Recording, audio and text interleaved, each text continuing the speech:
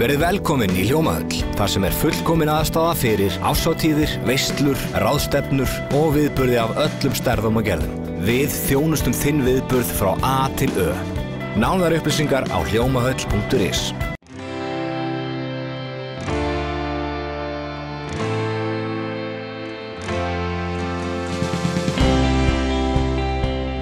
Komið sæl og verið velkomin í Suðurnesja Magasín. Leikskólar koma nokkuð við sögu í þætti vikunar. Í Suðurnesjabæ eru hafnar framkvæmdir við nýjan leikskóla fyrir börn frá 12 mánaða aldri. Við förum einnig á leikskólan Skógarás í Reykjanesbæ og kynnum okkur snemmtæka íhlutun á sviði hreyfifærni. Þá kíktum við á risastórt Októberfest í Reykjanesbæ sem gaf af sér 10 milljónir til góðra málefna á Suðurnesjum, en við byrjum í heilsuleikskólanum Skógarási.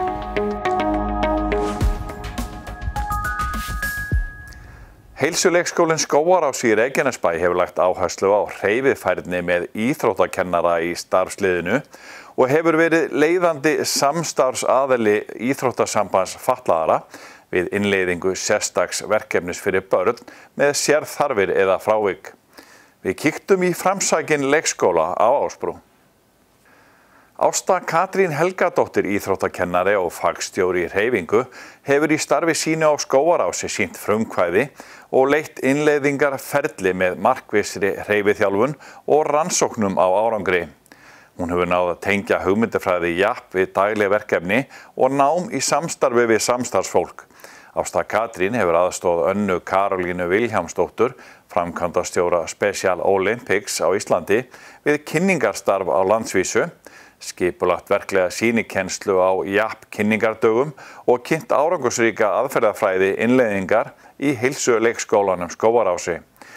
Þar hafa öll börnin notið góðs af, en sérstakur markhópur hefur verið börn með slaka hreyfifærni, hegðunarvandkvæði, hreyfivirkni eða ADHD og einnig nemendur sem eru til dæmis óöruggir eða tvítengdir. Ásta, þið eru að leggja mikla áherslu á hreyfingu hér á Skógarási. Hvernig hefur þetta gengið? Þetta hefur gengið bara mjög vel og kannski það eru 7 ár síðan að ég byrjaði hér og þá hóf ég strax að vera með svona skipulagða hreyfingu. En síðan kynntist ég henni Önnu Karolínu sem Special Olympics, framkvæmdastjóri Special Olympics á Íslandi, og hún setti þetta verkefni fyrir mig sem heitir Young Athlete Program. Ég heillaðist mjög mikið af því að það er mjög einfalt og þarf ekki mikið af tækjum eða tólum í það, og ég sá að það hentaði bara mjög vel inn í það sem ég var með þegar fyrir. Og ég sá líka að þetta program hentaði mjög vel einstaklingum með frávik, og það er auðvitað gert upphaflega fyrir einstaklinga með frávik. Einstaklinga sem eru með ADHD, einstaklinga sem eru á einhverfurófi og líka einstaklinga sem þurfa meiri líkamlega þjálfun, bara hreyfiþroska, bæta hreyfiþroska. Og það hefur sýnt sig að hreyfingin að hjálpa þessum ungmennum sem eru með þessa greiningar? Já, mjög mikið. Við sjáum bara mjög mikið mun bara á milli mánaða í rauninni. Það er kannski einstaklingur sem er með slæman hreyfiþroska og kannski eftir 3 mánuði það sjáum við bara strax talsverðan mun. Einstaklingur sem kannski gat ekki hoppað inn í hring, en hann er allt í einu fann að geta hoppað inn í hringinn og út úr hringnum án þess að stoppa. Hvernig byggirðu þetta prógram upp svona í stuttu máli? Þessi skipt eiginlega bara niður í 8 þætti og við byrjum bara á þessari grunnfærni og síðan höldum við áfram að byggja ofan á hana þannig að þau fara að framkvæma ennþá flóknari og meiri æfingar þar sem við krefjum þau meira að hugsa aðeins hvað þau eru að gera og krefjum þau meiri færni. Nú er talað maður sér það á heimasíðu ADHD að það eru mjög margir greinast í kringum 7 ára aldurinn og eru yngri kakkar hérna. Eru þið þá jafnvel í rauninni að sjá þessar greiningar birtast í börnum hér? Já, við sjáum bara þó nokkra sem eru með ADHD hér og það eru þá einstaklingar sem að við tökum þá sérstaklega, tökum þau aukalega og erum að vinna með þau í svona ákveðnu prógrami sem í rauninni byggt á því sem að við erum þegar að gera, en það eru svona smá breytingar. Það er svona áherslu atriði sem að við viljum þjálfa þau í. Til dæmis ekki bara að þau fái þessa útrás, af því að það er alltaf talað að ADHD-börn þurfa að fá útrás, en þau þurfa líka að fókusa á hluti.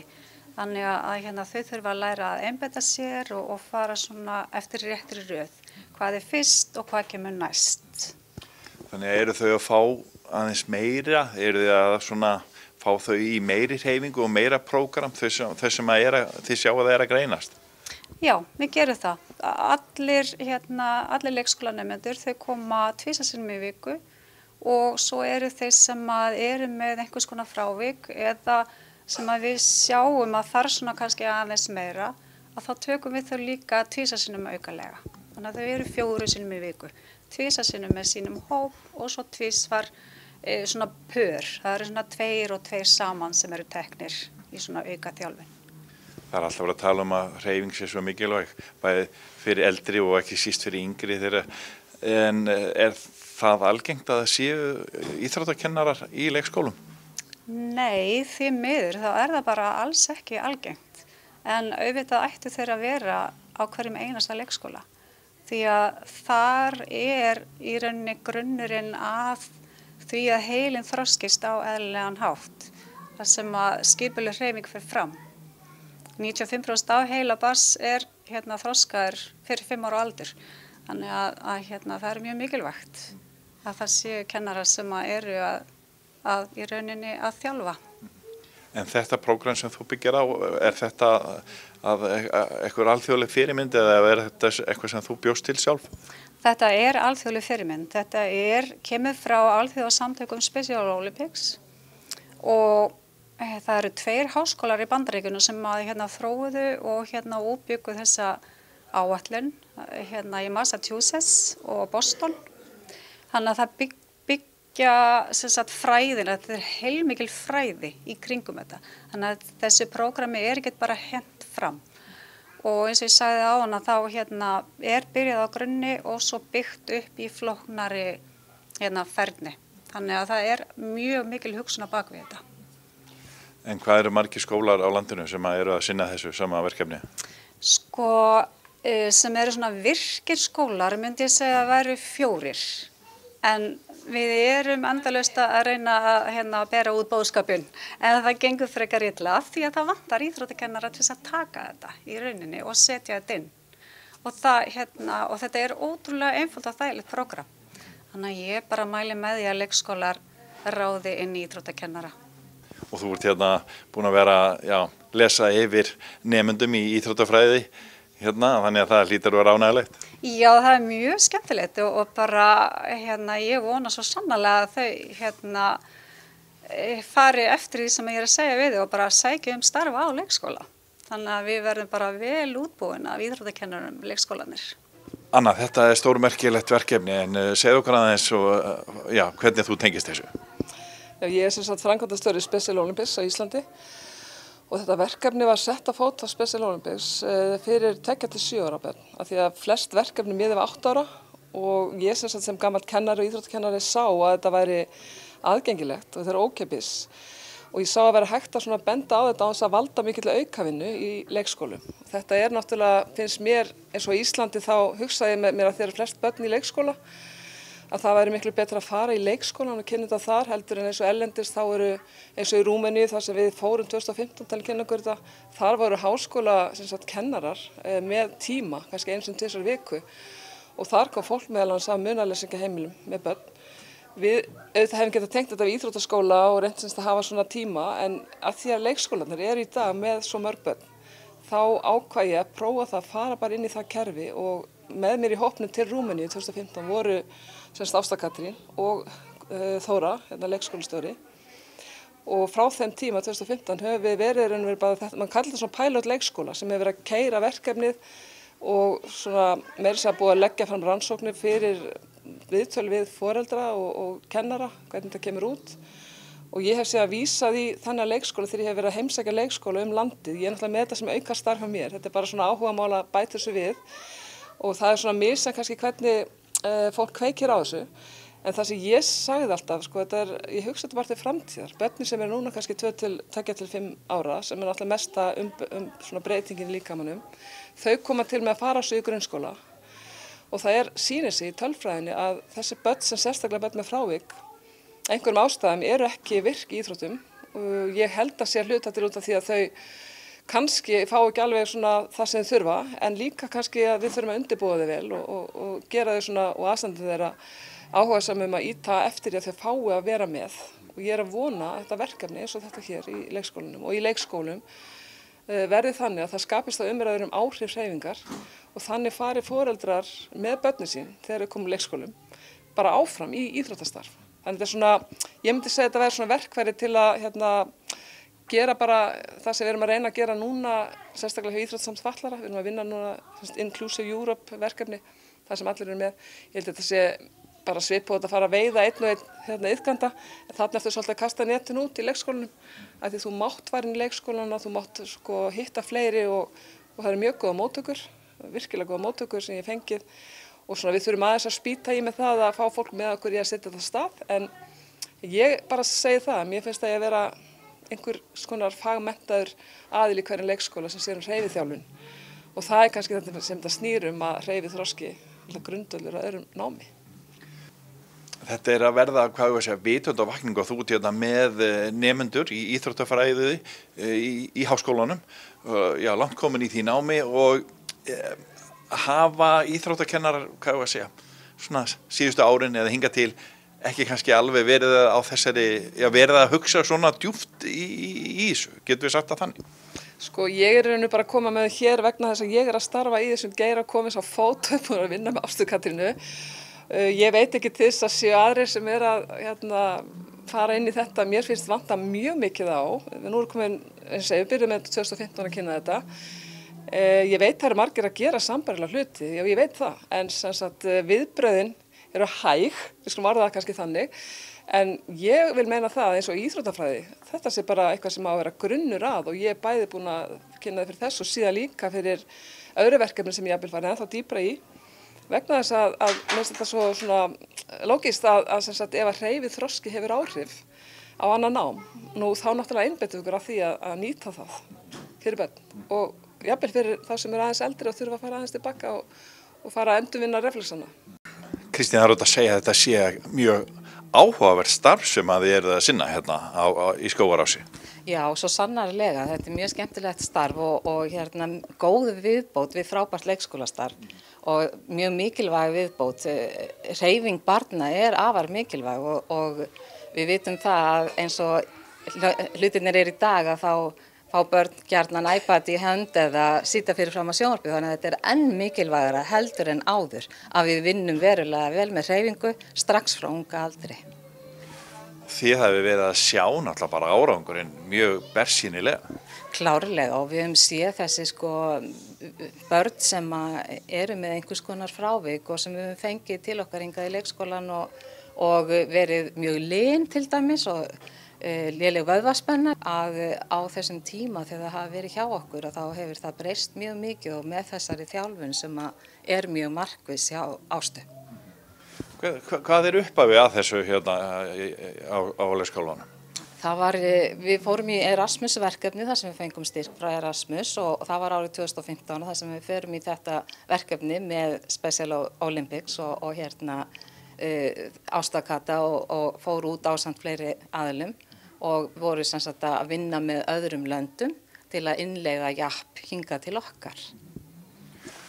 Nú ert þú búin að vera lengi starfa í leikskóla á Suðurnesjum. Finnst þér hafa orðið mikil þróun í leikskólum á undanförnum áratugum? Já, svo sannarlega. Leikskólastigið mjög mikilvægt skólastig og við þurfum að bera mikla virðingu fyrir því. Börnin á þessum aldri frá 1 og upp í 6 ára, það svo mikið að gerast í heilanum þeirra og það svo mikil þroski sem á sér stað. Og það sem hefur gerst í leikskólum á þessum 20 árum síðustu bara ótrúlegt, sko. og við erum að vinna mjög markvisst og mjög flott starf þar sem við erum að vinna mikið með leikinn og allt gert í gegnum leikinn. Eins og þið sáuð inn í tímanum þá þetta leikur og börn hafa gaman að því þó svo þessi verið að vinna markvisst með ákveðna hreyfingu.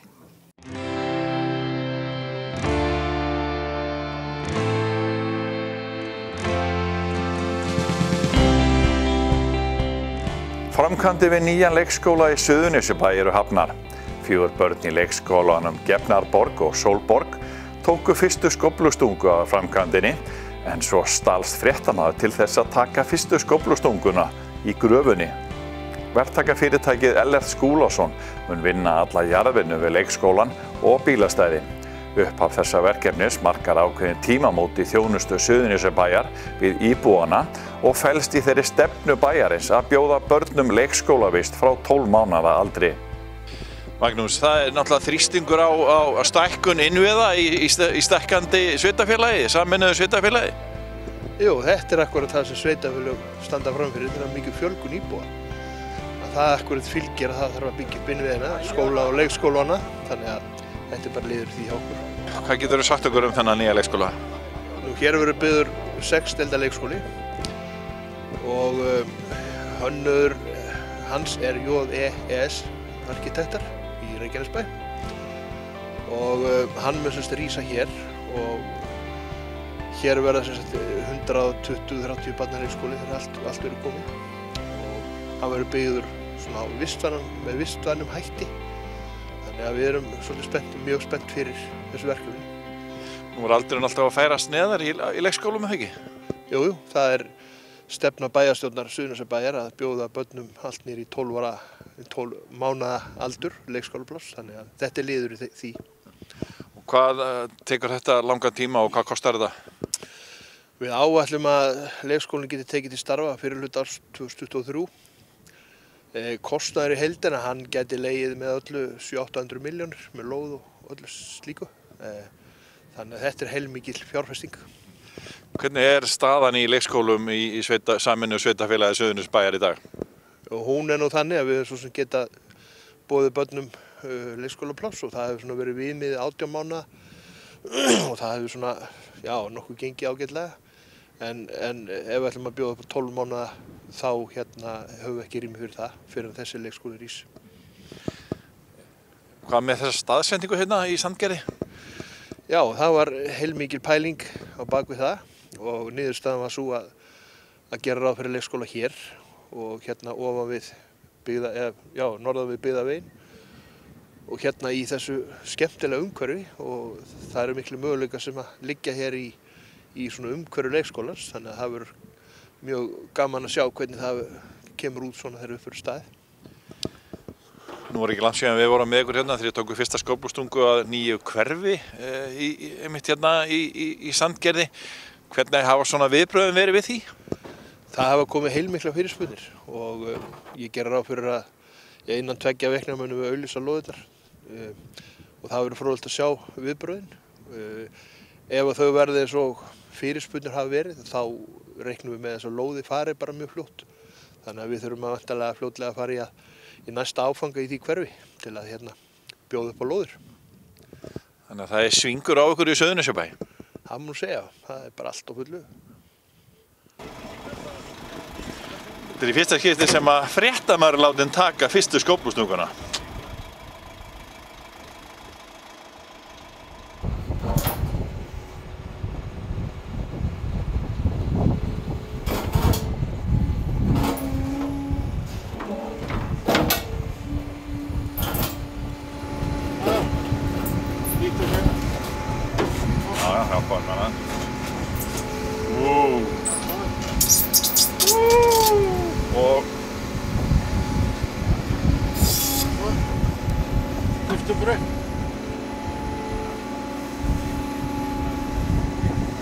Smá kúnst.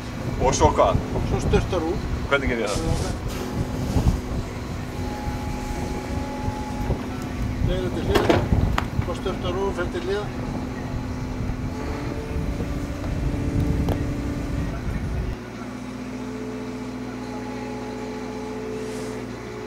Þetta hafðist! En það, hvernig stóðst ég þetta próf? mjög gott. Já. 62 módel. Já, 62 módel. Maður væri ekki lengi að læra þetta.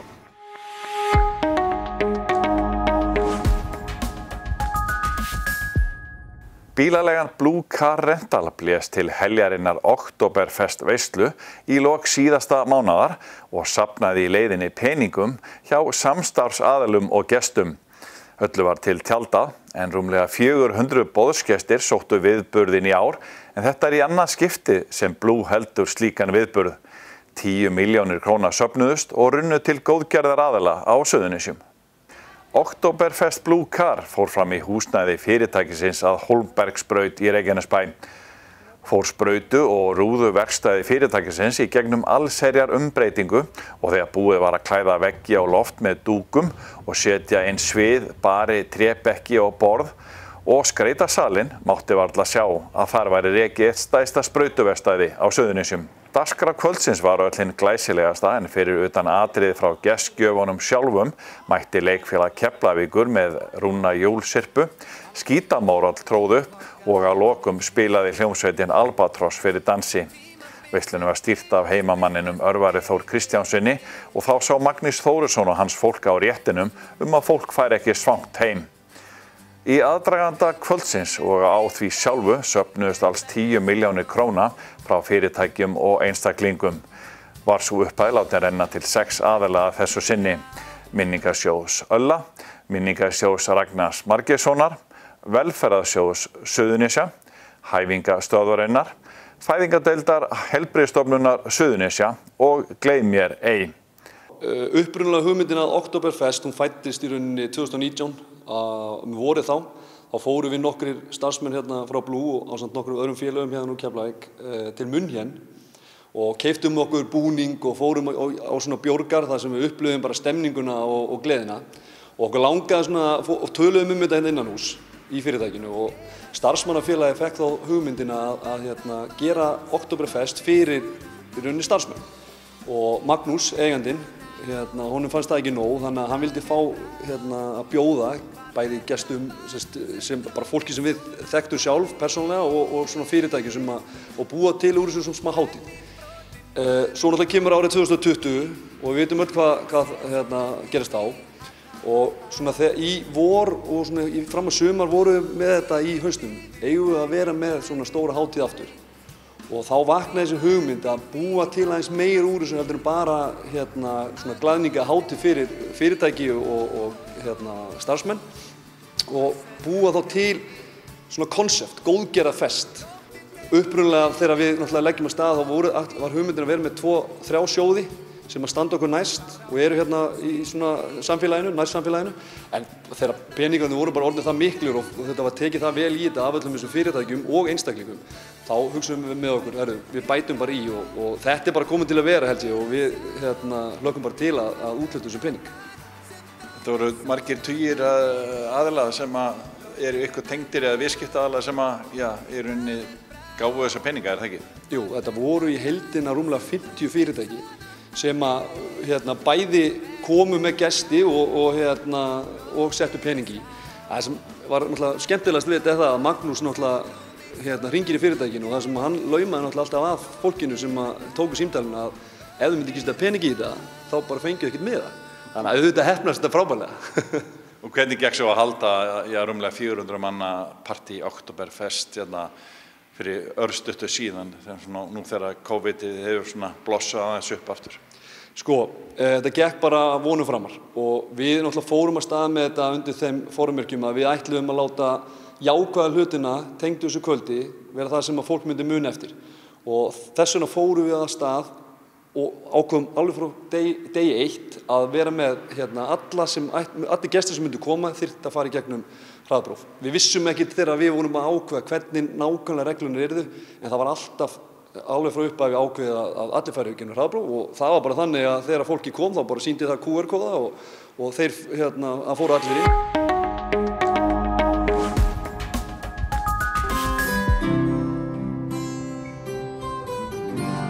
Bláu augun þín blika djúp og skær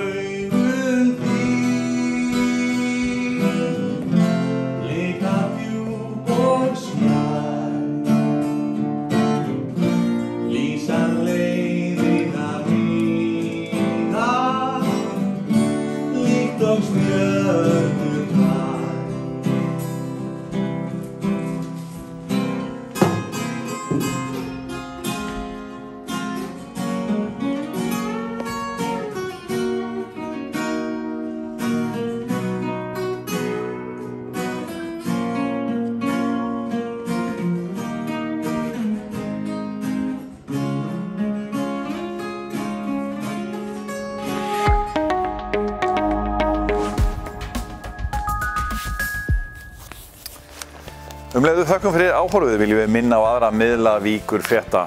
Við erum að gefa út bæjar- og héraðsfréttablað í hverri viku og dreifið í frítt Suðurnesin og líka að sjálfsögðu á netinu.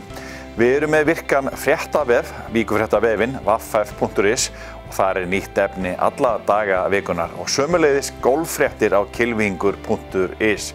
Við þykjum góðar ábendingar efni í okkar miðla þannig að endilega hafið samband og sendi okkur tölvupóst á vaff.is. Við þökkum fyrir okkur að þessu sinni, sjáumst að vikuleiðinni. Verið sæl.